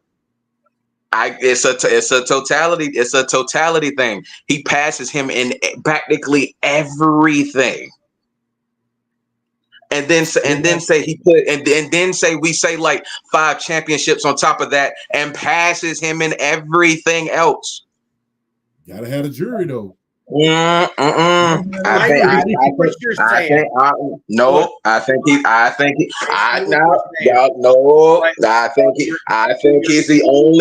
he's the only player you can make this case for. He don't need 7 to do it if he passes him in everything else. But you're at the point now where, and we've talked about this before, that the league is becoming which is an interesting topic considering that the defense is starting to catch up with the offense again. We're going to have to do something else at some point. I don't think that's the case. I don't think it's the defense catching up with the offense. I got to stop you right there, Flash. What? Because earlier today, before we went on the air, you heard me talk to. I think we had me and BRF was having a conversation of that idiot Mel Kiper saying that they should ban the cover 2. Yeah. I just saw that on Twitter. It's just like, if they do that, that's going to make a lot of these stats for these quarterbacks freaking irrelevant. Because it's just the fact that they can even bring that up lets me know defense is starting to catch back up to the offense. The fact that you can have a conversation about taking something away tells me the defense is starting to catch up. But that's silly though, because it is stupid. No, I'm saying it's silly now because to make that argument, because the 2002 Tampa Bay Buccaneers, that's all they ran was cover 2. Yeah, the Tampa 2. What? Yeah, the Tampa 2. It's really even the Pittsburgh, the 70s Steelers, that's what they ran. So that coverage has been around forever. So I don't think it's defenses catching up to the offenses. I think it's offenses. This is the voice message that I left in the chat. What I think now is defenses started to adjust to a more of a spread style offense and so we have smaller linebackers, more defensive backs on the field, smaller defensive linemen that can and now offenses and franchises are going, well, wait a minute. I can just have a committee running back, and offensive linemen are just getting bigger and more athletic. And so we're like, well, screw it. I'm just going to run the ball. And so that's what we're seeing right now. Ooh, Drake May. Just go back to the bench. But I mean, at the same time though, I mean, at the same time though, it's not. But here's my thing though. But it's not the offense is getting worse. It's just them adapting to the defensive players being more athletic and putting more DBs on the field. You're right. I don't think they're getting worse. I just think they're just like, we're just going to run the ball more. And on top of it, you're seeing more running quarterbacks. So I don't think it's but still the rules make it easier to throw the ball. I just think that offenses are kind of changing a little bit. I think also you're seeing like everybody that's owned Patrick Mahomes as a fantasy quarterback last year, now this year is getting a little frustrated. Like, where are these, like this Patrick Mahomes games? And he's starting to get to the point of what Brady used to do. Is like, well, I'm just going to do what's best for the football team. If that means run the football, that means run the football. If it means throwing 50 times a game, then he's going to throw it 50 times a game. And so I'm I don't, again, back to the original part of this though. Patrick Mahomes, because of the rule changes and because of a lot of other things, he's going to have, he could get 6 MVPs, for instance. I think the difference is Mahomes doesn't have a Manning. That's not his fault. I'm not saying that. You're right. You're right. But it's different. Like, I don't think we'll ever see the golden era of quarterbacks like we just had. I think this new generation doesn't even come close to Brady, Rodgers, Breeze, Manning, Roethlisberger. Like, I don't think this new generation comes close. I think Mahomes does on his own, but everybody else is like, doesn't even sniff those guys. Like, you know what that argument sounds like to me, and I hate to bring it up in this discussion. That argument sounds like when they talk about Jordan, LeBron, and the GOAT conversation, and they always give LeBron all the credit in the world because he has like this deep level of competition, and they say Jordan didn't have the level of competition that LeBron James has now. It's kind of what it sounds like, but in reverse. But to be honest with you, Jordan did have that competition. Let me chime in real quick. Okay. Here's the thing. To BRF's credit, I don't disagree with either one of y'all. I don't. But to BRF's credit, I have to say this real quick. Is it the fact that he don't have a Peyton Manning, or much like Joe Montana, he just beating the shit out of everybody who's on his level? Well, that's the Michael Jordan side of the argument. Why people need to let that go. Michael Jordan set a lot of people down for getting championships, and Patrick Mahomes is doing that to quarterbacks now. So then my argument is Joe Burrow or Josh Allen as close to Peyton Manning or Aaron Rodgers? Well, duh, of course not. Of course not. And that ends the argument. But the thing is, like I said, when you go back to the 80s, and this is where the argument gets thick. They say there was no equal to Joe Montana in the 80s, which, granted, hey, you can say that. But the thing was, it wasn't that there was no equal. He was just beating the crap out of every last one of them. When you think about the 80s, you think about you think about not only Joe Montana, but you think about, Joe Theismann. You think about Boomer Esiason. You think about Warren Moon. You think about Dan Marino. You think about those guys. Those guys were hellified quarterbacks. They just couldn't beat Montana. Okay, but Elway and Marino are considered top 5 quarterbacks of all time. Yes, they are. Who considers Elway top 5 all time? Oh, I think before. Not I. Oh, before. I think before. I think you're still mad about 98. No, John Elway's not top 5 all time. He's not. I think I'm not worried about 98. He's not top 5. I think before this recent this recent Mahomes getting into that, and then Manning, Rodgers. I think before this iteration of Elway was definitely a top 5 quarterback of all time when he retired. Absolutely. When he retired, absolutely. Then 1998. Okay. I think he was a top 5. I think he was a top 5 quarterback until probably when Rodgers kind of snuck into the conversation as top 5, and Mahomes now. I think he was still top 5, and Marino is the exception to the rule. He's the only guy that you can make an argument that anybody ever says without the rings is in the conversation of top of all time. He's the exception to the rule. And everybody kind of just acknowledges that. They go, yeah, okay, that makes sense. But because Danny didn't have any Hall of Famers on that. Nothing. They did. Look, I don't think people talk about this enough. Don Shula and that damn front office in Miami need to have their heads examined.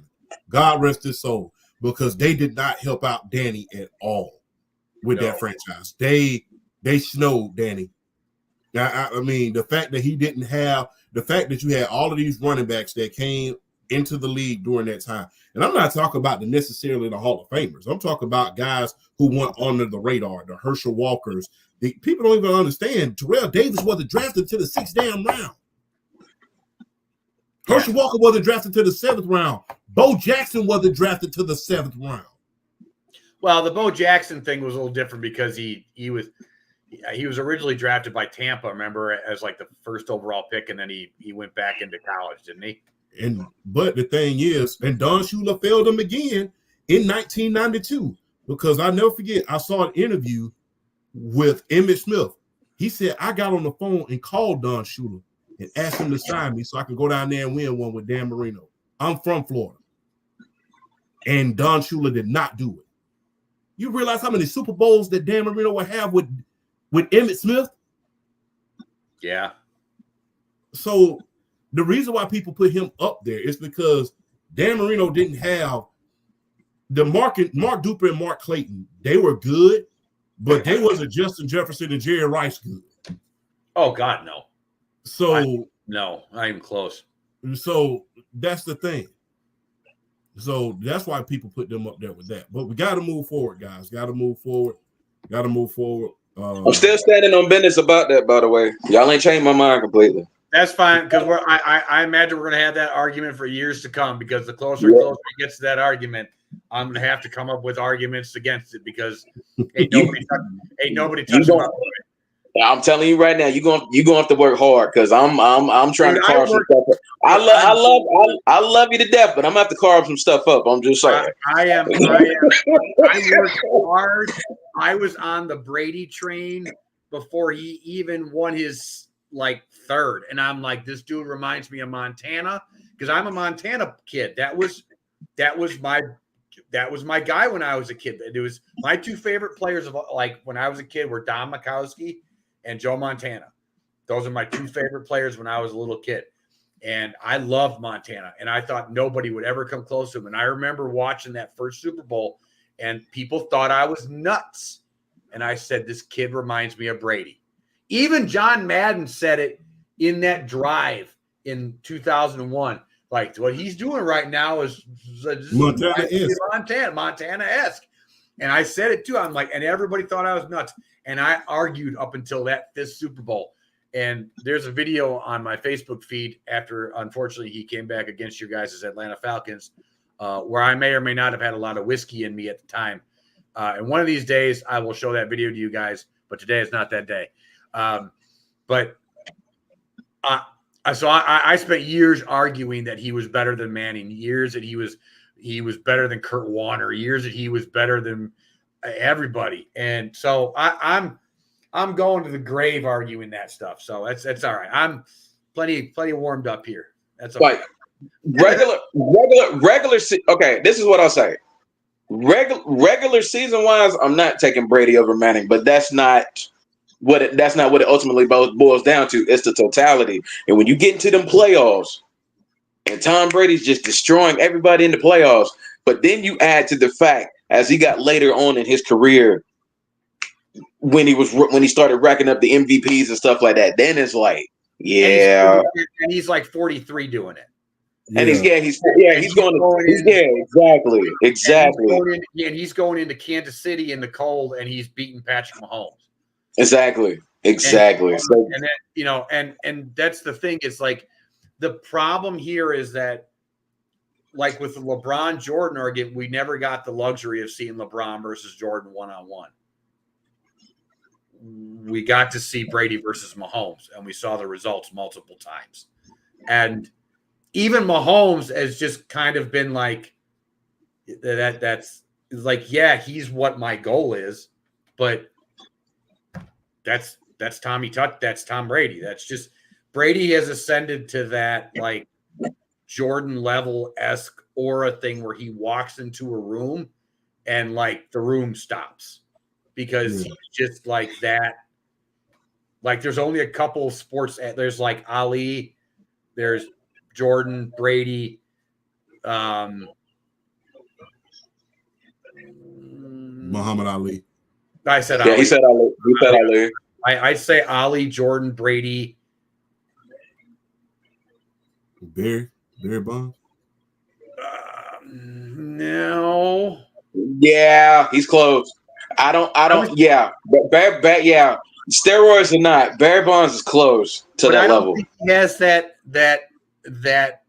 Unfortunately, because of the steroid thing, I don't think he has that like aura of that, like he does to us. Yeah. Like, but I don't think he had like I think Gretzky has it. Like it's Gretzky. Like it's one of those things where like you just can't. No matter how many young bucks come along in the NHL, everybody's go, yeah, but we call that dude the great one. Yeah. Like you're And just he's not. And he's so damn great, he don't even like them calling. You know you great when you great as hell, and you don't even like folks calling you great. Yeah. You instantly shut everybody. That's the only player, and I know this off subject, that's the only player that is so standoffish about his greatness. It just, it's sometimes it's to the point where it bothers you. It's like, bro, you're the greatest of all time. The hell you talk about this dude's better than you. He's not even close. It's because he's the only player in modernized sports who is undisputed, no doubt, without a shadow of a doubt. Don't bring nobody else into discussion. The GOAT of his sport. He's the only player where nobody comes close to him. He's the only player in any sport that nobody comes close. I saw an argument that Messi is the other one. Ronaldo's close to Messi. We're not even going to do that. Ronaldo's close. I don't know enough about the both of them, so I'm not even going to get in that argument. I don't. But I'll tell you this: as far as soccer goes, oh no. If anybody can look me in the straight face and say Cristiano Ronaldo is not close to Messi as far as being the GOAT soccer player, they crazy. Okay, but it's fine. I remember seeing that argument on, because the argument was essentially that who is the GOAT of GOATs, because Wayne Gretzky. And Wayne Gretzky's the GOAT of GOATs. And everybody, the two people that I saw that were, it was Gretzky and Messi. There's a couple Brady's in there, and a little bit of Jordan. I think Jordan's one of them. I think Jordan is, to me, Jordan is the GOAT of GOATs because all the GOATs acknowledge him as the GOAT of GOATs. The same thing with Wayne, but like I said, he's so great that he doesn't even acknowledge himself as the great. He's so damn great that you don't even say I'm not that great. He's great. Me, as much as I love Jordan, I think it's Gretzky. Yeah, I do too. I do on a strictly like their sport thing. I do. The Jordan thing is just different. Like it's an aura perspective. Because like even Brady like just goes, oh, like it's Jordan. Like you just don't. I can't explain it to. It's hard to put into words what he is and what he like. I could make an argument that all of modern pop culture sports, like how that is all woven into one. Michael Jordan. How players present themselves is all because of Michael Jordan. And I'm talking cross NHL, the NFL, Major League Baseball, across the whole board is because of him. And I don't think anybody, I like that. I like that. Nobody, even Tom Brady, the reason why Tom Brady has his own logo is because of Michael Jordan, because he had his own logo. Like you can't, this is why when people argue the LeBron Jordan thing, I go, you can't surpass that. There's nothing that LeBron can do to surpass everything Jordan accomplished on the court and off of it. Like there's nothing he could do because everything stems from him. The way that the media and the leagues market players is because of him. Like when you could come into the league, I always say this. when you can come into the league in the middle of Bird, Magic, and Dr. J, and they're already putting you up there with them, and you haven't even won a championship because of your ability. Yeah. He became the best player in the league in like 5 years, bro. Less than that. I mean, less than that. Dude, Larry Bird himself on a team of 5 Hall of Famers was like, they're like, holy shit, that's Jesus playing basketball. Like, and that's Larry Bird. Yeah, that's Larry Bird, and they beat him. They swept him. So, like you just can't, like, nobody's walking into a room with LeBron and going, dude, that's Black Jesus right there. Like, that doesn't happen with LeBron. I'm sorry. It will never. And Shaq said it perfectly. People respect LeBron. Good. People feared Jordan. People scared the hell of Jordan. Shaq is bigger than almost any human being and more athletic. And you hear that man talk about Jordan, and you can hear the quiver in his voice. This is Shaq, by the way. You can't surpass that. So LeBron can break Kareem's records, and LeBron can go and win another championship with his little buddy son, and it'll be adorable. It'll be adorable. But you ain't going to be Black Jesus. I'm sorry. And that's where, look, I love Tom Brady. In my little mind, he's the GOAT of GOATs, but he's not. Because even with that there's that one picture of him and Jordan playing pickup basketball down in like Florida or something like that. It's Brady and Jordan. And I think Brady commented on it. It's like, oh, look, I got to play basketball with the GOAT. Like, that's Tom Brady saying that. Like, that, I don't know. That's why I just giggle and laugh anytime somebody says that LeBron's a GOAT. I just go, you don't get it. You didn't live through what Jordan built. I could make an argument all of modern sports and the way it's presented is because of him. And the list of Hall of Famers that don't have championships because of Michael Jordan, folks just don't understand. And he set the tone by beating my Lakers at their peak. Granted, they was without Kareem. They 4-1 them. Because I just knew I was only 4 years old at the time, and I already knew my team was going to be the Lakers for life because that's my mom's team. Mom, I'm a Laker fan because of you. Unfortunately, the Dallas Cowboy thing I couldn't get with, but I digress. But I couldn't get. Let's not talk about that right now. I didn't know. I was not about to cheer for the Dallas Cowboys. Whoa. Mom, I love. My mom got me to be a Laker fan, but I was never going to cheer for the Cowboys. But the thing is, but I digress. But when you beat the mighty Lakers, and before people say, well, they got old, bro, a lot of those players was in their prime. I hate it when they say that. I hate it. I hate it when they say that about those Lakers and those Pistons. I hate it when people say that about him. Isaiah was like, when he beat the Pistons in the Eastern Conference Finals, Isaiah and Joe Dumars, they were still in their 20s. I hate it when they say they got old.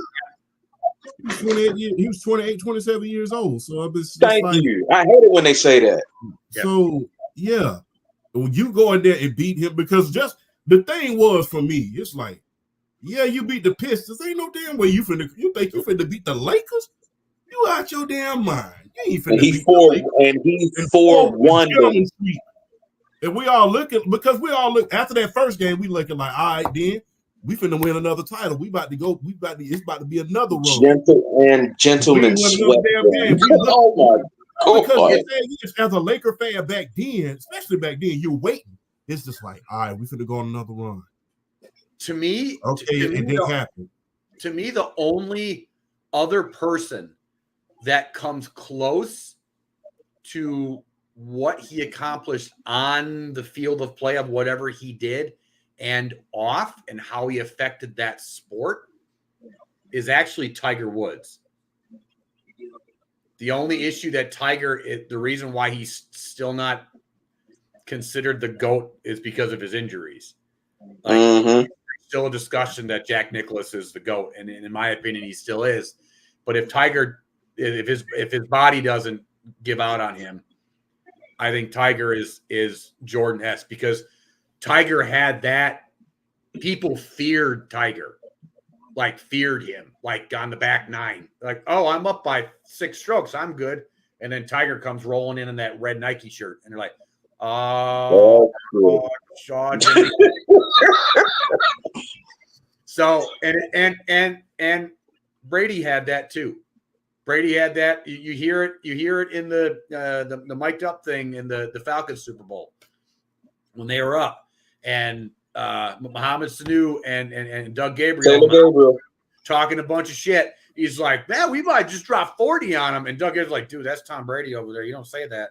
Don't you say that. You know what the thing was that made me mad about that Super Bowl? I told every Falcons fan, STFU, be quiet. Don't say a word. It's kind of like when we play Alabama. Don't say a word. Don't say nothing. Don't do nothing. Until after the game. And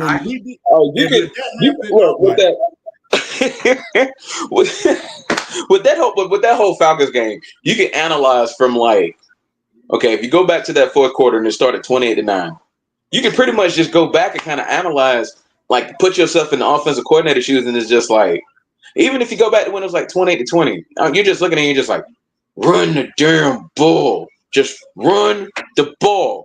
Defense, they're going in max protection. They're putting everybody in front to protect Tom Brady because they know they can't deal with your defensive line man up. They're going max protect. Just adjust.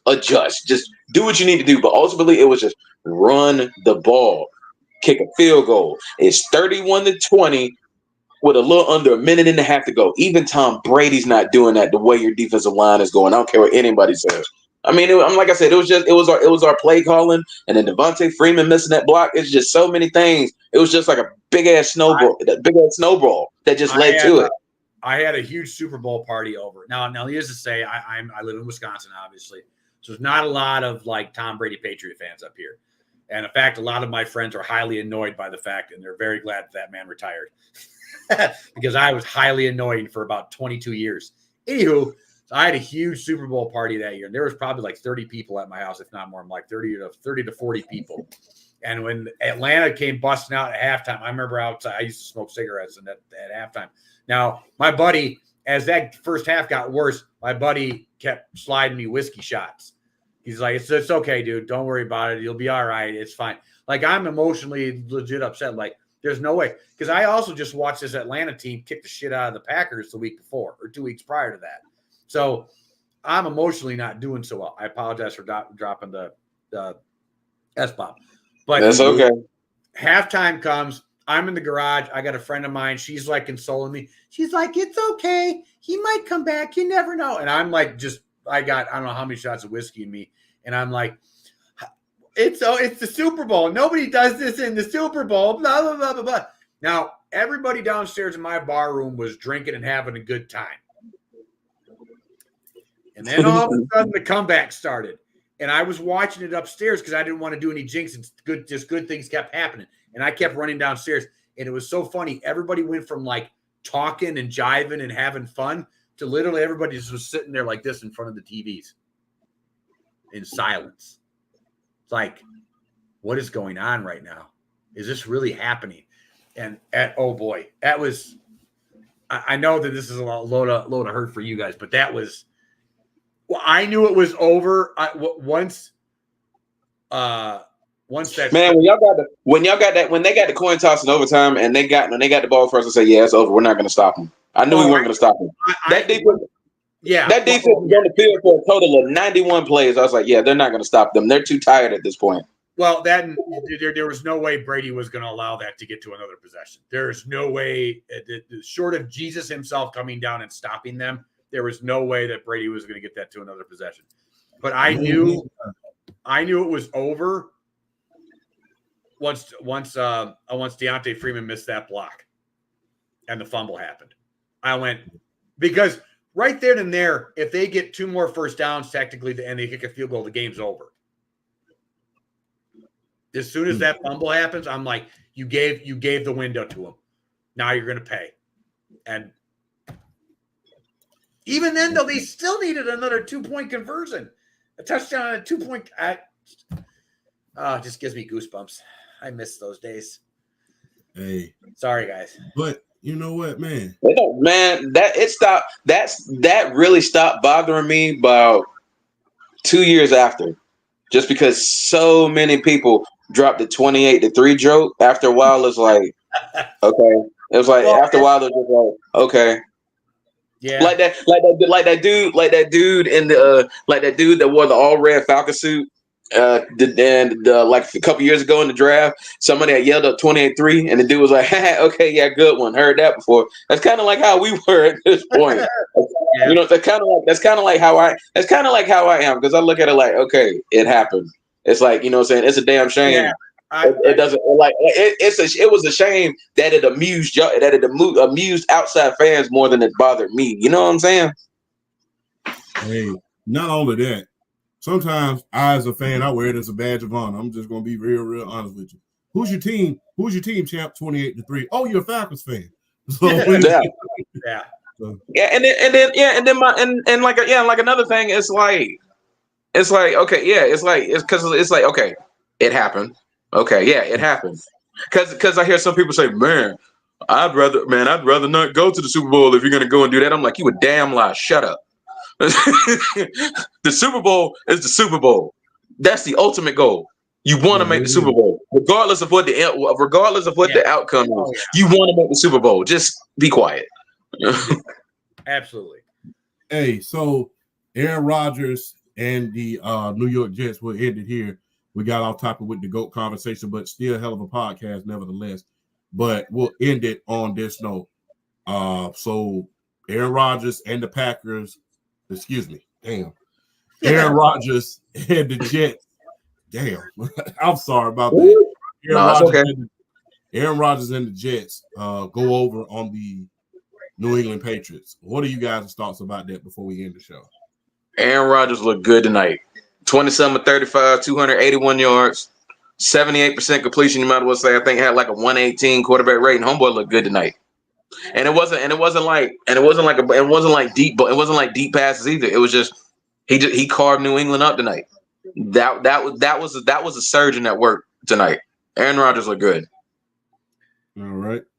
I'm not ready to anoint the Jets right now. I think we all saw how bad New England is supposed to be. They have no offensive line. I literally wanted to. I literally want to go give Jacoby Brissett a binky and give him a little pat and say night, and you need to go sleep, because that poor kid was running for his life. And Drake May did look like a scared little kid out there, because that offensive line is terrible. So I'm not ready to anoint the Jets as like good yet. Not to mention, I don't know if you guys saw the little video of him and the head coach and Rodgers pushing him away. Did you guys see that yet on social media? If you haven't, I don't think I saw that. You will. Yeah, I saw it, but it's not a big deal. Rodgers, to me, look, I lived it forever here in Green Bay or here in Wisconsin. He's just a pretentious prick, and he just comes across that way. And it's like, dude, you gotta like. He's the Batman of the NFL. He's the Batman of the NFL, the Batman / Tony Stark. You want to love him, but sometimes you just like, damn. As good as of a superhero as you are, you are one powerful piece of work. You know that, right? You're just an a-hole. But I still love you, though. Like you're great. You are. You're just an a-hole, and it's just like, oh. Yeah, and I'm with Flash. Like, yeah, do this against a good team. You went against the 49ers and you got destroyed. You done this against the Titans and against the Patriots. Do this against a good team. Then maybe we can have some discussions. Yeah, let's see. Again, we're only this is just the start of week 3. Exactly. I always believe that until about week 5, that's really, you kind of don't really know what the league is about. And I'd say, I mean, even argue you get halfway through the season But yeah, let's see. It's cute. He looked all right for the first time in a year and a half. But I think Buffalo is still the king of that division. Yeah. If you're gonna go 3 games, if you're gonna go into week 3, right now it's Buffalo. Yeah, the Jets need to beat somebody of substance for us to like start taking them serious. Yes, I agree. And on that note, man, I must say, good fight, good night. Let the people know where to follow you. Starting with you, Flash. He's the greatest of the universe. Yes. Flash 22 all underscores in between the letters on TikTok and Instagram. You can follow me at either one of those.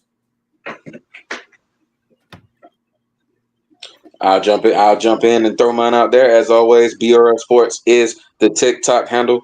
The link tree is in the bio. There you can get to my Twitter/X, my IG, my Facebook. And if you're feeling froggy, feel free to click that active Discord link in the link tree. I have a Discord. Feel free to jump in, chat it up with me, have some fun. I see a Shohei Ohtani video coming up in the next few days. I'm trying to come up with some ideas of how I want to do this, but it's about time I show praise to how good that son of a gun is at hitting a baseball. So I will be probably making a video on him shortly. And the reason why I say that, because if you did not watch the game today, the Dodgers beat the Marlins 20-4. Shohei Ohtani went 6 for 6. 3 home runs, 10 RBIs, 7 runs scored, 2 stolen bases. The dude is insane. I don't want to ask a question that I want to ask because we'll go for another half an hour. No. I'll make it. I'll do a short answer. You can ask me. Go ahead. Is he the greatest baseball player to ever walk on a diamond? Hell no. Talent wise, you could start having conversations. My thing is, he's not pitching right now. But I think we've seen enough sample size of him pitching. He's one of you can make a case he's the most talented baseball player to ever step on the field. With the sample size of his pitching and his hitting, I think you can make a conversation. Is he gonna pitch again? He's wanting to because he started to throw off the mound a little bit. So I think that's the goal is for him to start doing the 2-way thing again, hitting and pitching. That's the end game for him. The reason why I've always given Babe Ruth basically the GOAT status in baseball is because he did it as a pitcher and as a everyday player. And I look at Ohtani and I go, "What's up, Brandon?" And I go, he's a better pitcher than what Ruth was. Yes. So yeah, I think he's the most talented to ever step on the baseball field. I think he is. It's just getting to that point where I just go like, this isn't like he's threw a couple innings here and there. And I know Ruth pitched like more than that, but it's just Shohei Ohtani when he's healthy is a Cy Young candidate. That's my point. You are an MVP. Like you are the best at whether you're the pitcher or you're an everyday hitting. Yes. If you're the best at that in the league or the potential is there, how can you not be the best baseball player of all time? Because I come back to that argument. Because I come back to that. Y'all know my saying because I've posted it before. There's most talented and then there's best. I think Shohei Ohtani is easily the most talented, but when it comes to best, he's not there yet because with best comes accomplishments. He's still got more to do. Yes, that's the part that, yes, I agree. He doesn't have the accomplishments yet. But I look at it and I just go, like, I don't like damn. I don't think we've ever seen a guy like this before. So. Yeah, because I understand why you put Babe Ruth at GOAT status. I don't care what anybody says. For me, it's Barry Bonds. I don't care what anybody says. Because I look at it from a standpoint of even before the steroid era, he was already a Hall of Famer. He already had the defensive accolades. He already had the MVPs. And then even though he took the steroids, it was just like he went from like here and then all of a sudden you just strapped the rocket to him, and he just became the greatest hitter of all time. And I just feel like what he did, particularly after 2001, is a stretch we might not ever see again. But I tell you what, from a talent perspective, boy, they better watch out for Shohei Ohtani. Boy, he is a different beast. But on that note, the Braves still beat them. But with that though, they destroyed them the first two games, and they looked like crap the second two games. The Braves did win the last two in Cincinnati. I do still ultimately think they're going to get in the playoffs, but they got some work to do when we get there. And on that note, peeps, I gotta end it there. We will catch you back here next Thursday with the big three. Shout out to Brandon from the block. Shout out to the chat. Shout out to PSP. Go tune into his podcast tomorrow. Shout out to Kieran. Shout out to the Sports For You podcast. And shout out to Columbus, Georgia. You're doing a good job tonight. If you know, you know. A topic not thought about is a topic not talked about. Yes, indeed. Yes, indeed. Hey, and on that note, we are out. Holla. Yes, sir.